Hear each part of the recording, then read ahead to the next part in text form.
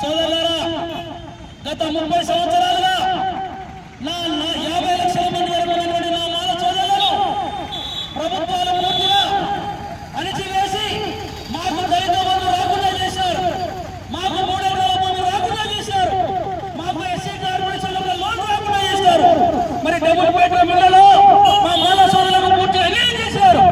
కాబట్టి కడుపు వదిలి ఈ రోజు మా మాల సోదరులందరూ కూడా లక్షలాది మంది ఇలా పర్యటనలు వస్తా ఉన్నాం.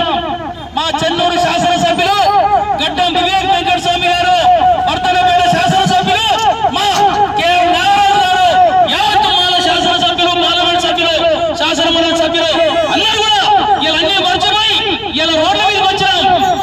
ముఖ్యమంత్రి గారు ఈ రాష్ట్రంలో కాంగ్రెస్ పార్టీ అధికారంలో రావడానికి నీ వెనుక పదవి తొక్కి నీ చేయి పట్టుకొని కాంగ్రెస్ పార్టీ రావడానికి ప్రయత్నం చేసిన 50 లక్షల మంది మానవుల వల్ల నీ పతనం కానీ నిన్ను ఓడించాలని చెప్పి మన వాళ్ళ బీజేపీ నాయకులతో చేతకండి ఈ రాష్ట్రంలో కాంగ్రెస్ పార్టీ రాకుండా ఉండడానికి పనిచేసిన మందకిష్టల వల్ల ముఖ్యమంత్రి గారు తెలుసుకోవాలని చెప్పి ఈ సందర్భంగా మేము హెచ్చరిస్తా ఉన్నాం. 50 లక్షల మంది వాళ్ళకి ఏమాత్రం ముఖ్యమంత్రి రేవంత్ రెడ్డి గారు నువ్వు అన్యాయం చేస్తే తప్పకుండా నీ పతనం కోసం మొత్తం యావత్ మానవుల ప్రాంతం నుంచి మాలలందరూ పాదయాత్రగా వస్తారు, నీ ప్రభుత్వాన్ని తీసేస్తారు అని చెప్పి విజ్ఞప్తి చేస్తా ఉన్నాం.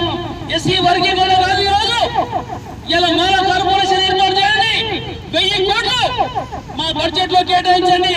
యావత్ తెలంగాణలో ఉన్నటువంటి 30 నుంచి 50 లక్షల మంది మాలలు ఉన్నది కోసం 1000 కోట్లు కేటాయిస్తే మా మాల జాతంతా కూడా అభివృద్ధి చెందుతున్న మాట మరొకసారి తెలియజేస్తూ 15% ఉన్న రిజర్వేషన్లు ఎస్సీ రిజర్వేషన్లు 25%కి పెంచమని మేము డిమాండ్ చేస్తా ఉన్నాం.